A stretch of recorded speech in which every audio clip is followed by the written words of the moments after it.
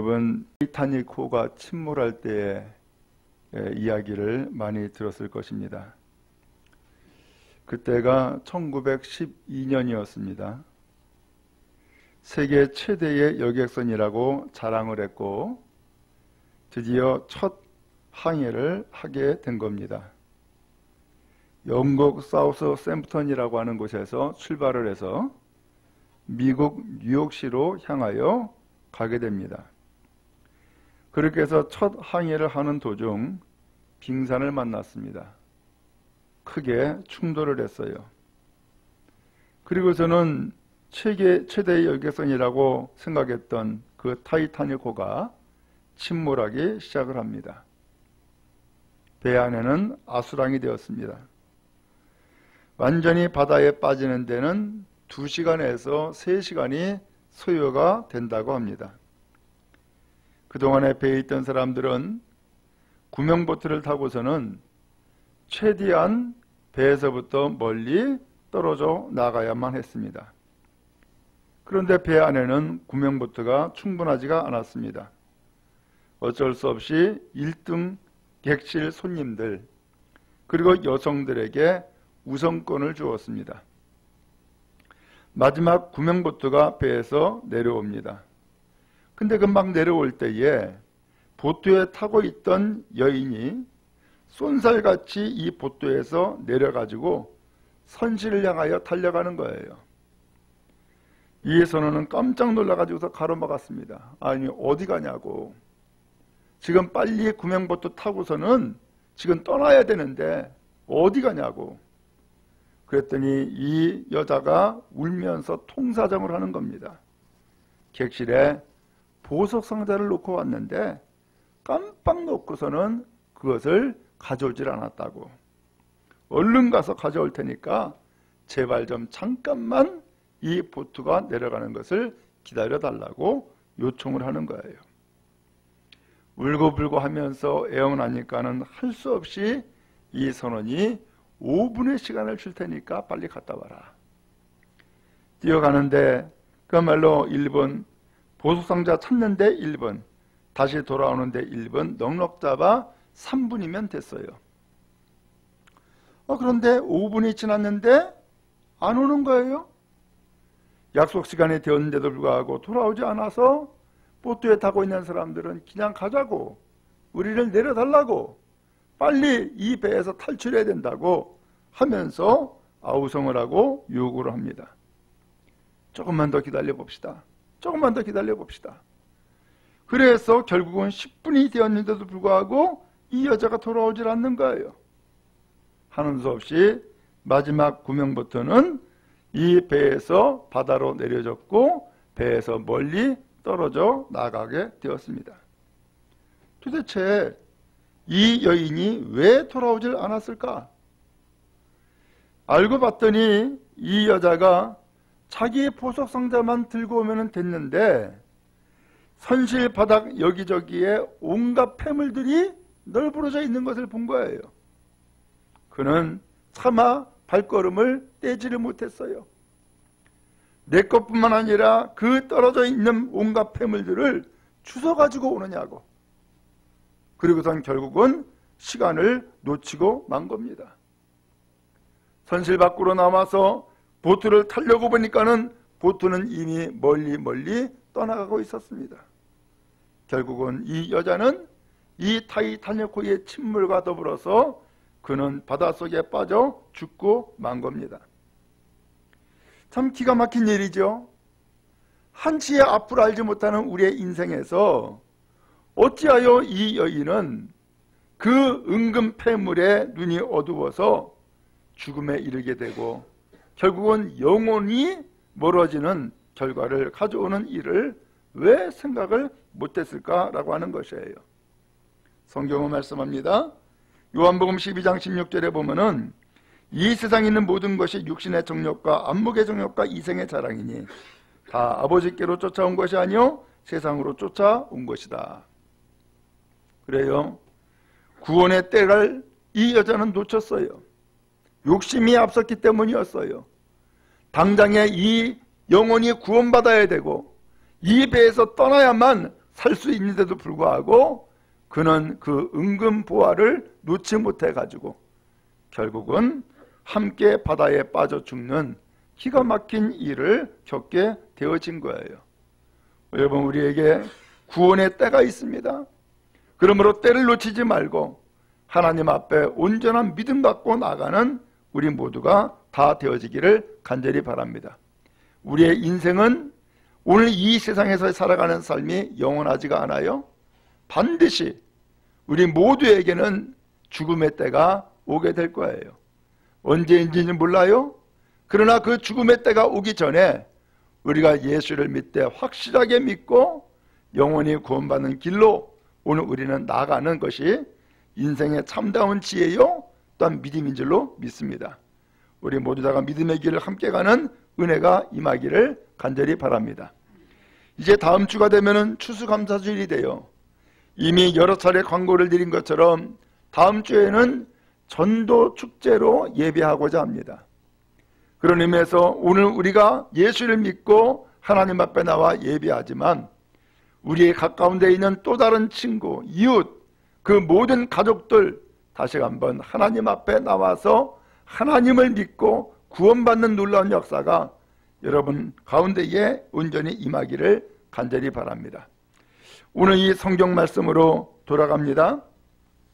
오늘 성경에 보니까는 예수님이 이런 이야기를 했어요. 38절에 보니까는 우리가 다른 가까운 마을로 가자. 거기서도 전도하리니 내가 이를 위하여 왔노라 라고 했어요. 예수님이 왜 오셨다 그랬어요? 전도하러 왔다는 거예요. 전도하러. 그러면서 예수님이 이 세상에 오신 목적을 분명하게 이야기를 하신 거예요. 여러분, 전도가 뭐예요? 말 그대로 도를 전해주는 거예요. 그 도는 길도 짜죠? 소위 말하면 구원의 길, 이것을 알려주는 거예요.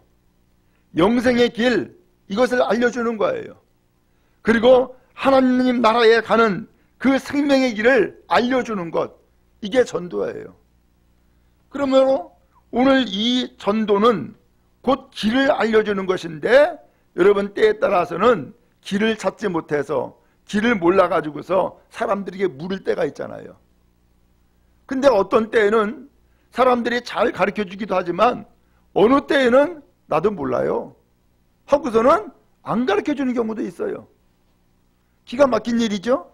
그러면은 그 길을 우리 스스로가 찾느냐고 애를 쓰고 고생하게 되죠.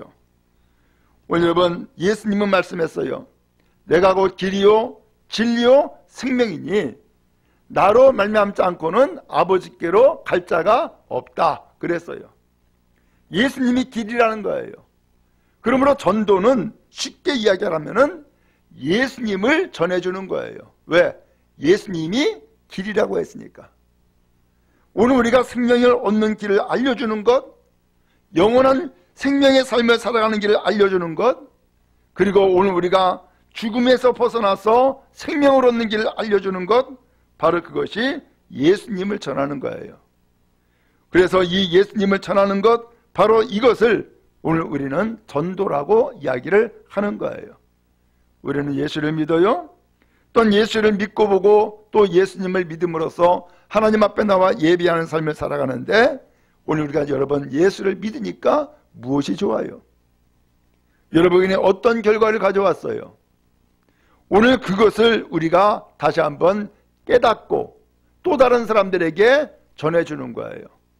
예수를 믿어보니까는 이렇게 좋더라.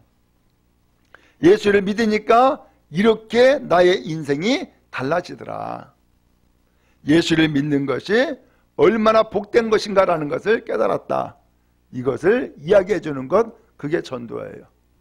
그럼 여러분 가까운 사람에게 이와 같은 은혜를 전하는 여러분 다 되어지기를 주님 여러분 축복합니다. 오늘 예수님이 왜 그러면은 내가 전도하러 왔다라는 이 말씀을 왜 했을까? 이유가 있습니다. 먼저 오늘 성경 35절에 보니까 새벽 아직 밝기 전에 예수님이 일어나셨어요. 그리고 어디로 갔어요? 한적한 곳으로 가서 거기서 기도하셨다라는 말씀이 나와요. 예수님은 새벽녘에 일어나서 기도했다는 거예요. 도대체 무슨 기도를 했을까? 누구한테 기도했을까요? 하나님께 기도했다라는 것은 우리가 짐작하고 알 수가 있죠. 그러면 도대체 무슨 기도를 했을까? 이 성경에서는 자세히 나와 있지는 않아요. 그런데 자세히 나와 있지는 않은데 그 이후에 일어난 사건들을 보면은 무엇을 기도했는지를 짐작할 수 있어요. 예수님이 먼저 뭐라 그랬죠? 우리가 다른 가까운 마을로 가자. 거기서 전도하리니 내가 이를 위하여 왔노라. 예수님이 이 세상에 오신 목적은 전도였다는 거예요. 이 세상에 오신 목적은 예수님이 구원자다라는 것을 전해주는 것이 목적이라는 거예요.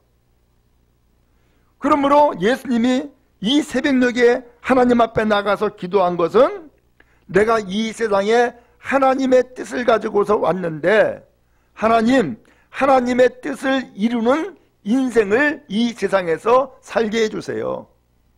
이 목적을 이루게 해주세요 라고 기도하지 않았을까요? 오늘 이 목적 때문에 오신 예수님, 그 목적을 이루는 것이 인생의 목표고 또 하나님의 뜻이 아니겠어요? 오늘 그러면 여러분, 전도하고자 한다면은 먼저는 오늘 우리의 인생의 목적을 깨닫고 하나님 앞에 기도하는 여러분 되어지기를 간절히 바랍니다.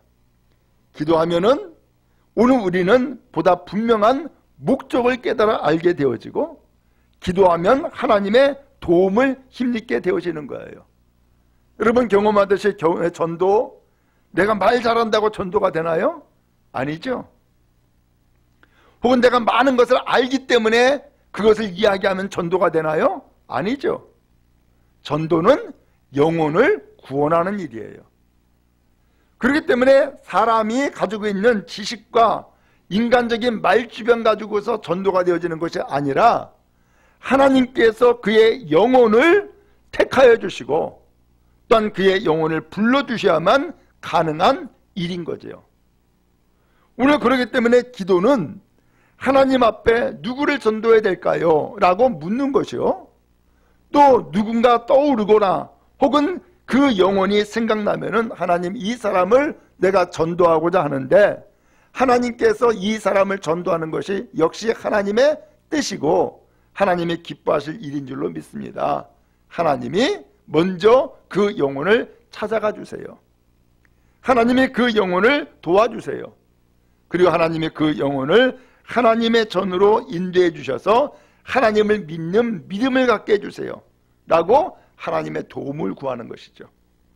오늘 그러므로 여러분, 이제 전도하기에 앞서 지금까지 기도하신 줄로 압니다. 이제 마지막 한 주간 더 힘써 기도함으로써 하나님의 도움을 구하고 전도에 힘쓰는 여러분 다 되어지기를 주님의 이름으로 축복합니다. 근데요, 이 전도가 사실은 쉽지가 않아요. 왜냐하면 영혼을 구원하는 일이기 때문에 반대로 영혼이 구원받는 일을 회방하는 일도 있어요. 오늘 성경이 그 이야기를 하고 있는 거예요. 36절에 보니까는 시몬과 그와 함께 있는 자들이 예수의 뒤를 따라갔다라고 했어요. 예수의 뒤를 따라갔다? 소위 말하면 예수님을 찾은 거예요. 예수님은 지금 어디에 계셨어요? 한적한 곳으로 가서 기도하고 계셨던 거예요. 근데 이 기도하고 있는 예수님을 시몬이라고 하는 이 제자와 그와 함께 있는 자들, 그와 함께 있는 자들이 누구겠어요? 아마 둘 중에 하나 혹은 둘 다 포함될 텐데 또 다른 제자들이 있어요. 앞에서 보면은 예수님이 제자 4명을 뽑아요. 그 중에 한 사람이 시몬이고, 그 다음에 시몬의 형제가 안드레고, 그 다음에 함께 어부 생활했던 두 사람이 있는데 야고보와 요한이라고 하는 형제예요. 그래서 이 4사람이 있는데 이 시몬과 그와 함께 있는 자들이라고 했는데, 그런 의미에서 함께 있는 자들은 시몬을 비롯한 또 다른 제자들을 이야기할 수도 있고, 그 다음에 이 사람들이 왜 예수님을 찾아왔느냐, 이런 얘기를 해요. 37절에 보니까 만나서 이르되 모든 사람이 주를 찾습니다 라고 이야기를 하고 있어요. 그러니까는 예수님을 찾는다는 거예요.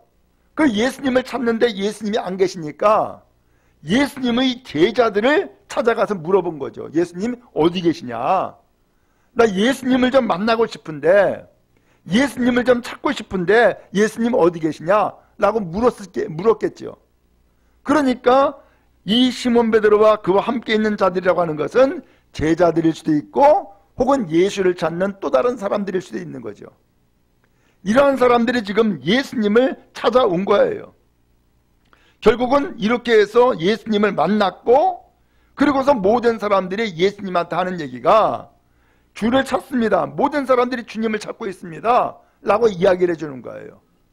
그러니까 예수님을 찾아와서 주님을 찾고 있습니다. 라고 하는 이야기는 결국 뭐예요? 예수님, 사람들이 지금 예수님 만나려고 지금 찾아왔는데 예수님이 그 사람들을 만나야겠습니다. 라고 이야기를 하고 있는 거죠. 그렇죠? 오늘 그런 것을 보면은 이 사람들은 왜 예수님을 지금 찾아왔을까라는 거예요. 왜 예수님을 찾아왔을까? 그런데요, 이렇게 해서 예수님을 찾고 있습니다라고 이야기를 전해줬음에도 불구하고 예수님이 그래? 누군데? 어디에 있어? 라고 이야기하지 않아요. 그 다음 38절에 보니까는 이르시되 우리가 어디로 가자? 다른 가까운 마을로 가자. 이렇게 이야기를 하고 있어요. 아니 지금 예수님을 만나려고 찾고 있는 사람들에게 가는 게 아니라 다른 데로 가자는 거예요. 그러면서 우리가 라고 얘기했어요. 우리가 누구예요? 예수님과 예수님의 제자들을 두고 한 얘기죠. 다른 데 가자는 거예요. 왜 다른 데로 가자고요? 거기서도 전도해야 되니까 다른 데 가자는 거예요. 그러면 예수님의 관심은 어디에 있어요? 전도에만 있는 거예요. 그러면 다른 사람들이 예수님을 찾아왔는데, 아니 내가 전도할 것이 아니라 예수님 찾아왔으니까 그래 너희들 예수 믿어 라고 하면 더 쉽잖아요. 그런데 예수님을 찾아온 사람들은 멀리하고 오히려 예수님은 다른 데 가가지고서는 전도하겠다는 거예요. 그러면서 하는 말씀이 나는 전도하러 왔다 라는 말씀을 하고 있는 거예요. 그러면 오늘 이 사람들이 예수님을 찾아왔다 그러는데 예수님을 찾아온 목적이 전도받으러 온 것이 아니었다라는 것을 알겠죠? 그러면 예수님을 찾아온 목적이 뭐예요? 그 목적을 알기 위해서는 가장 쉬운 것이 바로 앞에 예수님이 귀신 들린 사람을 고치는 사건이 나와요. 귀신 들린 사람을. 그 장소가 가버나움이었고 회당이었어요. 오늘 그렇게 해서 귀신 들린 사람을 고치니까 어떻게 되겠어요? 이 작은 갈릴리 어촌 마을에서 예수라고 하는 분이 나타나가지고서는 제자를 택하더니만은 귀신 들린 사람을 내쫓았어요? 어떻게 됐어요? 소문이 쫙 퍼지겠죠.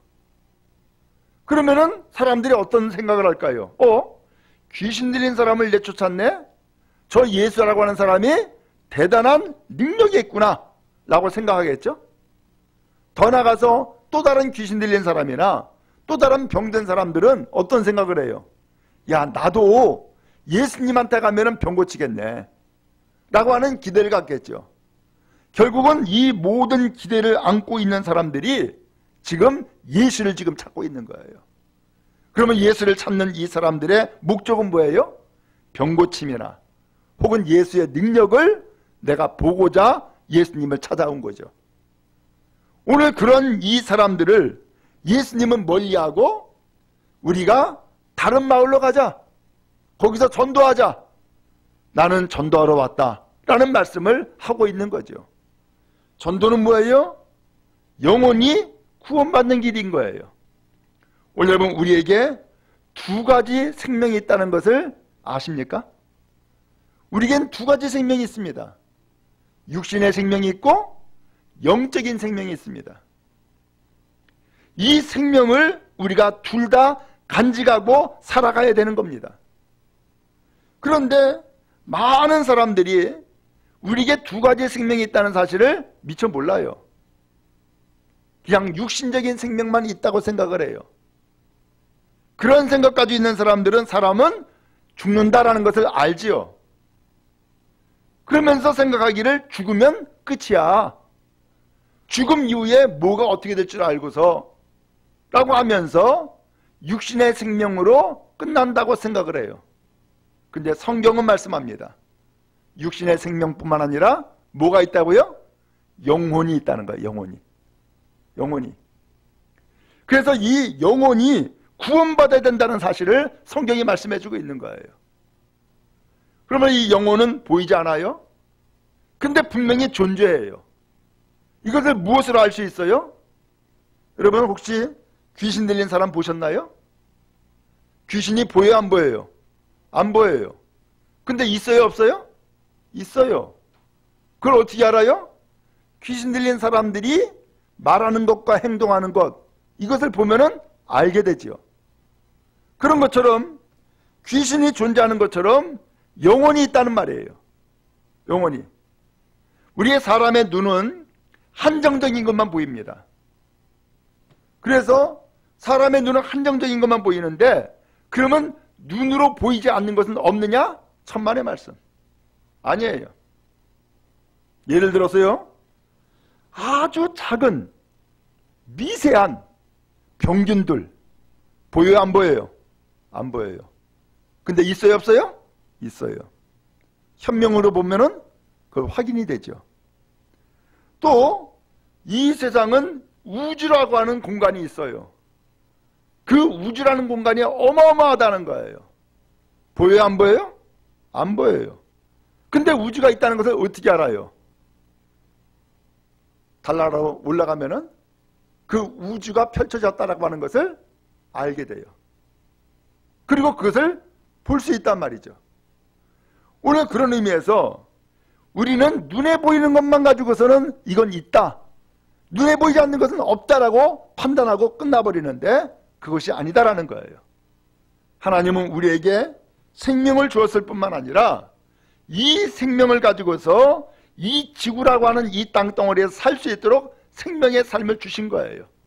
그런데 이 지구만 주신 것이 아니라 우주의 온갖 별들을 다 만들어 놓으시고 우주의 삶을 또한 우리에게 창조하셔서 우리에게 보여주시고 계신 거예요.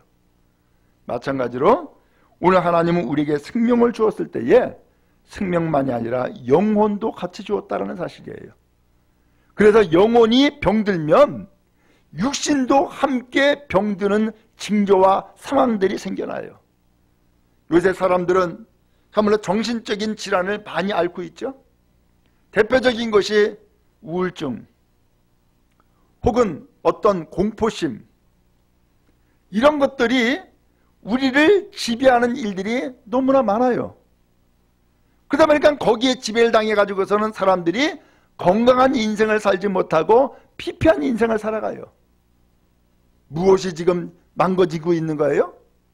영혼이 병들다 보니까 육신도 함께 병들어 고통받고 있는 삶을 살고 있는 거죠. 하나님은 오늘 우리가 이와 같이 육신의 생명이 건강할 뿐만 아니라 영혼도 구원받아 건강하고 온전한 영혼이 되어서 우리의 삶이 건강하고 또한 풍성한 은혜의 삶을 살기를 원하고 계시는 거예요. 그럼 여러분, 영혼이 구원받는 길, 영혼이 풍성해지는 길은 어디에 있어요? 우리에게 영혼을 주시는 하나님을 알고 하나님을 믿고 하나님을 의지하며 살아가는 삶이 영혼이 복된 길인 줄로 믿습니다. 성경은 말씀합니다. 사랑하는 자여, 내 영혼이 잘된 같이 내가 범사에 잘되고 강건하길 간구하노라. 성경이 말씀했어요. 영혼이 잘되는 것이 우선이라는 거예요. 영혼이 잘되면은 범사가 이어서 잘된다는 거예요. 또한 범사가 잘되면은 더 나가서 우리가 영육으로 건강하게 인생을 살 수 있게 되어진다는 거예요. 그러면 마치 간말로 토망을 던지면은 줄 하나만 당기면은 그 토망에 있는 모든 그물에서의 고기들이 다 딸려 나오는 것처럼 영혼 구원받는 것이 가장 중요한 일이다라는 것을 우리가 알 수 있게 되어지는 거예요. 그러면 여러분, 우리의 관심이 내 영혼은 어떠한 상태인지, 내가 하나님 앞에 이 영혼이 구원받고 하나님의 백성으로서의 온전한 삶을 살고 있는지 나의 영혼을 되돌아보는 이 시간 되어지기를 간절히 바랍니다. 더 나아가서 나의 영혼이 다시 한번 하나님 앞에 온전히 설 뿐만 아니라 또 다른 불행한 인생을 살아가는 수많은 사람들에게 이 영혼 구원의 길을 알려줌으로써 오늘 우리는 하나님이 가장 기뻐하는 일을 감당하는 전도자가 되어지는 것을 믿으시기 바랍니다. 그래서 오늘 우리가 나의 영혼만 구원받을 뿐만 아니라 또 다른 사람의 영혼까지도 함께 구원받고 믿음의 길 가는 우리 모두가 다 되기를 간절히 바랍니다.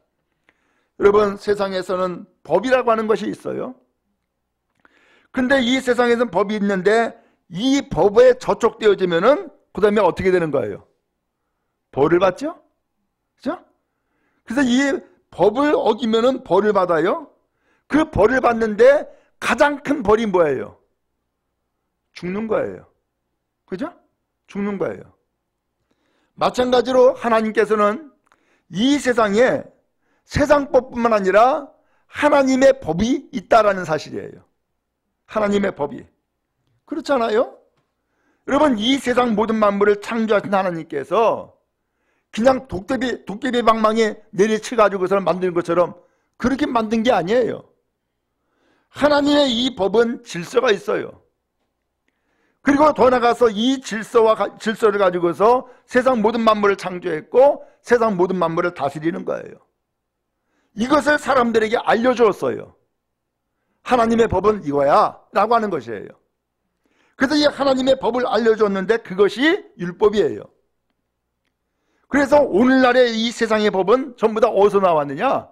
바로 이 율법의 기초에서 세상법이 나온 거예요. 제가 서울의 그 교회에서 전도사로서 목회 생활을 시작을 했어요. 근데 청년회를 담당했는데 청년회에 법대 출신이 온 거예요. 그래서 법대를 다니고 있대. 그러면서 하는 얘기가 자기 성경을 읽어봤다는 거예요. 아니 어떻게 성경을 읽어봤냐 했더니만은 세상의 모든 법의 출발은 성경에 있다는 거예요.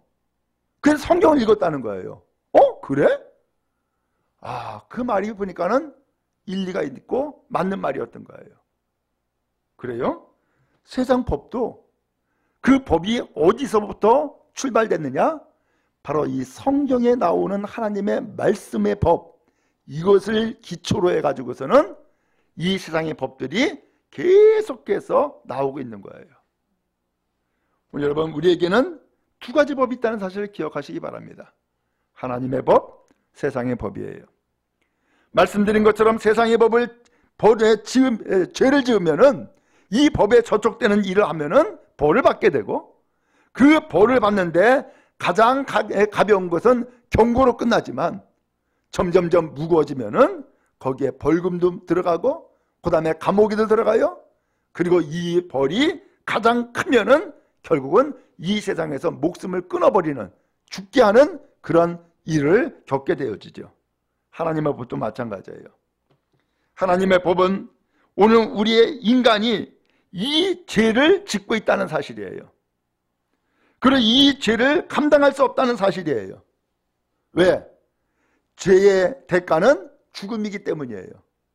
죽어서야 이 죄를 갚는다 한다면은 누가 이 죄를 다 감당할 수 있겠어요? 다 죽어야지. 누가 살아있겠냔 말이죠. 하나님은 그래서 오늘 이 죄를 감당할 수 없는 우리 인간을 불쌍히 여기신 거예요. 그래서 이 세상에 이 죄를 감당하실 분을 세상에 보내주신 거예요. 그분이 누구예요? 예수님이에요.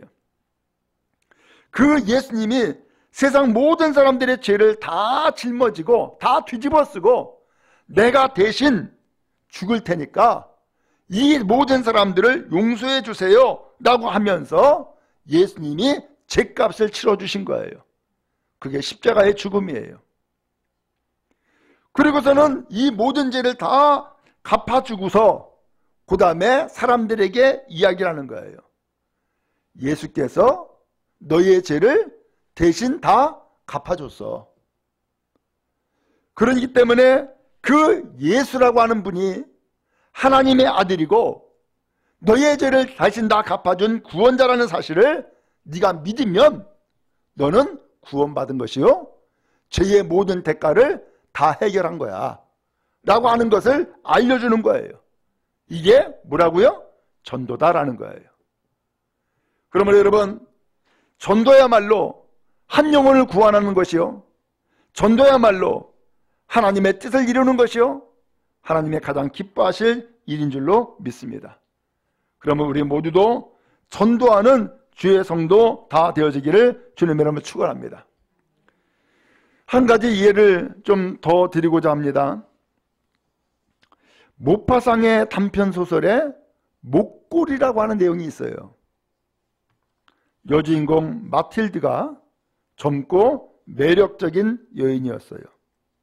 그는 젊고 매력적인 부분에 있어서 그와 걸맞게 화려한 삶을 꿈꿨어요. 근데 현실은 그러지 못했어요. 그는 가난한 하급 관리와 결혼했어요. 그러면서 이 마틸드라는 여인은 자기의 욕구가 채워지지 않는 부분에 있어서 늘 불평불만했어요. 어느 날 그 남편이 장관이 주최하는 파티를 열게 된 거예요. 그러면서 초대장을 받은 거예요. 근데 초대장을 받았는데 이 마틸드는 기쁘지가 않은 거예요. 왜? 파티에 가려면 좋은 옷을 입어야 되는데 나는 그런 옷이 없는 거예요. 그러니까 남편이 아껴두었던 돈을 다 털어가지고서 자기 부인 마틸드를 위해서 좋은 새 옷을 사주었어요. 새 옷을 사주니까는 어느 정도 마음에 좀 응어리는 좀 풀어졌어요. 해소가 된 거예요. 그런데 만족스럽진 않은 거예요. 이제 좋은 옷을 사줬으니까 좋은 옷을 입었는데 문제는 좋은 옷에 걸맞는 장신구가 있어야 되는데 장신구가 없는 거야. 특별히 목걸이가 없었어요. 그래서 이 마틸드가 자기 친구를 찾아갔어요. 부자 친구를 찾아가서 내가 이렇게 장관이 주최하는 파티에 가야 되는데 옷은 준비했지만 목걸이가 없다. 그러니까 좋은 목걸이 좀 하나 좀 빌려줘 라고 한 거예요. 근데 친구가 알았다고 그러면서 아주 비싼 목걸이를 빌려줬어요. 드디어 이제 이 마틸드는 이 파티에 참석을 했고 거기에서 새 옷 입고 또한 좋은 목걸이를 찾던 이 마틸드는 그 파티에서 많은 사람들의 이목을 집중하게 했고 최고의 인기를 누리는 파티를 가게 되어진 거예요. 그 황홀하고 기뻤던 순간도 잠시 새벽녘이 되니까는 이제 다 흩어지게 됐어요. 이제 가난한 자기의 집으로, 초라한 자기 집으로 돌아와야만 했죠. 그래서 집에 돌아와서 외투를 벗는 순간 깜짝 놀랐어요. 그 목에 있는 목걸이가 안 보이는 거예요. 깜짝 놀라가지고서 이 목걸이가 사라진 것을 알고서는 황급하게 목걸이를 찾은 거예요. 파티장에도 가보고 혹은 집에서 떨어졌나 아니면 길에서 떨어졌나 아무리 찾아도 이 목걸이가 없는 거예요. 두 부부는 밤새도록 이 목걸이를 찾았지만 결국 찾지 못하고 이거 어떡하지? 큰일 났네. 아주 값비싼 것을 나한테 주부에 빌려줬는데 이거 어떡하지?